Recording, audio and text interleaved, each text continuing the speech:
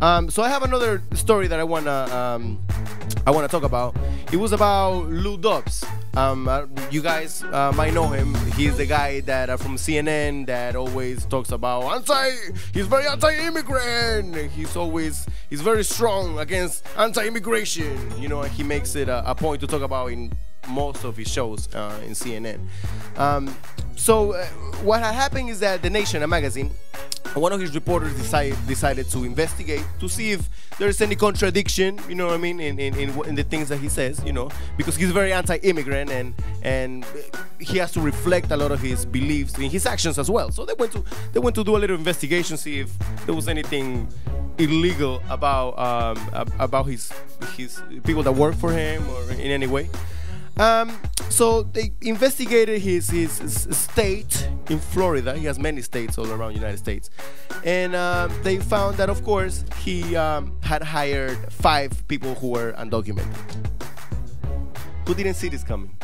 But basically, these 5 people that were undocumented that he hired were looking after his, like I mentioned, after the grounds at his West Palm Beach state in Florida.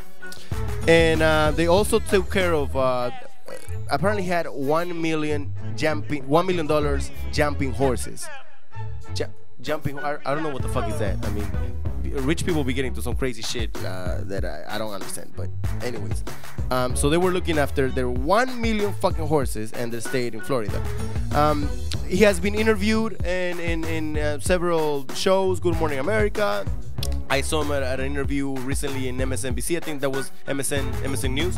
I think that was the last interview that he'd made, where he's of course denied all allegations about this, right?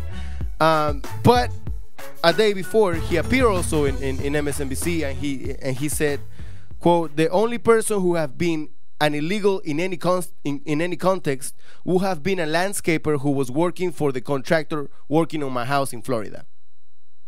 And he added, that might have happened.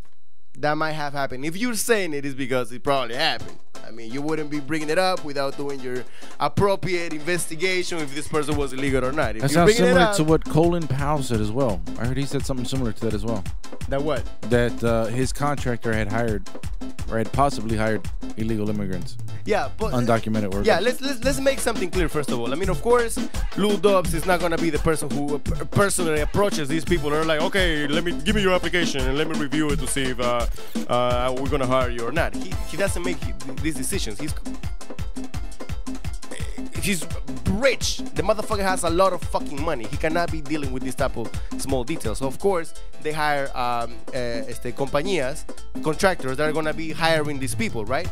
But you know, the workers claim that Dobbs was completely aware of the fact that they were illegal, and he probably was. You know what I mean? Some of them claim that they talked about they exchanged words a couple of times, but it seems very legit, the allegations that the reporter in The Nation is making.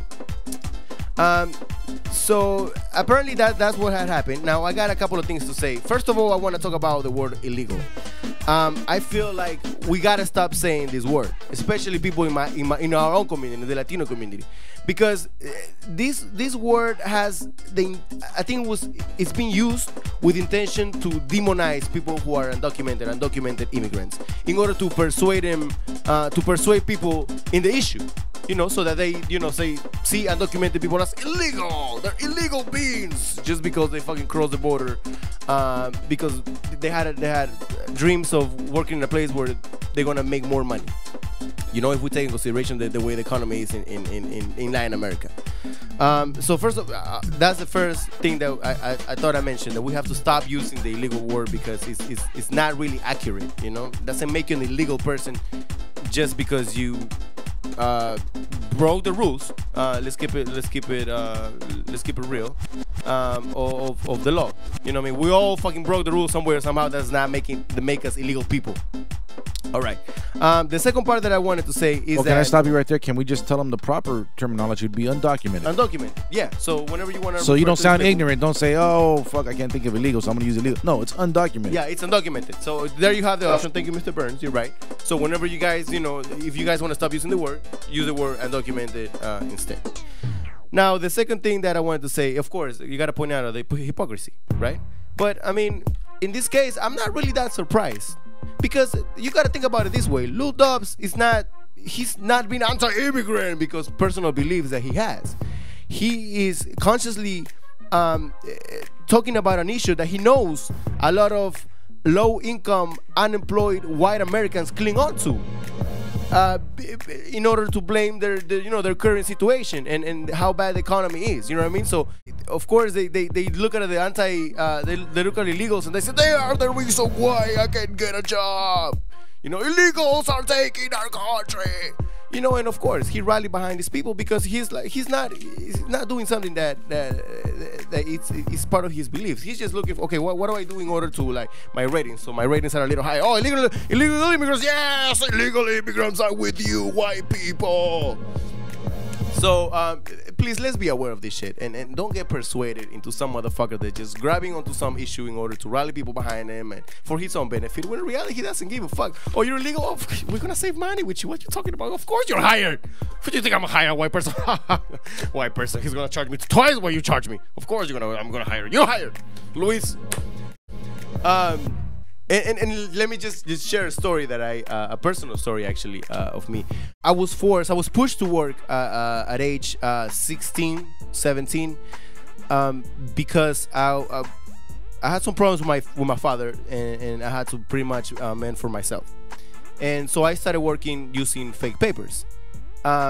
Because of that, and also because I was in a political asylee, and back in '97 when I came, as a political asylee, you needed a work permit in order to work in this country. And of course I was young and I did not have the means to pay for a lawyer and get all of that. So for a lot of years I worked up to the age of 23, 24. I worked with fake papers. No, a little younger, like 22. I worked with fake papers. And one time I met this guy who was from the same neighborhood as me in Peru, where I'm from. And he was sort of like the manager of a roofing company. He didn't have he didn't have an important position, but he was kind of like the guy in charge of doing the jobs, right? That was hired by a contractor. And he hired me, but he also let me know a little bit of details about how things worked. And I remember he telling me that, look, this is how much we ask the companies that hire us for the work that we do. And I remember looking at the paper, and he said, each worker is gonna get paid $15 an hour. And I remember thinking, yo, but we don't get paid $15. We get paid $10 an hour. He's like, yeah, this is what we propose to the companies, but in reality we pay them less, because a lot of these people, I mean, he didn't say that, but because a lot of people were undocumented, they were able to get away with it. And this is what employers do. This is what, in order to save money, they hire somebody who, of course, is not gonna say anything. You're gonna pay him way less, and he's gonna be happy with it. And yo, if you never worked in roofing, let me tell you, that shit is some hard fucking work. I mean, $10 an hour, that shit is underpaid. You gotta work in la madrugada, in early morning hours, because once the sun start coming out, it's unbearable. I mean, you can barely fucking stand on a roof, hitting some shit and whatever you're doing, if you're destroying the roof or no.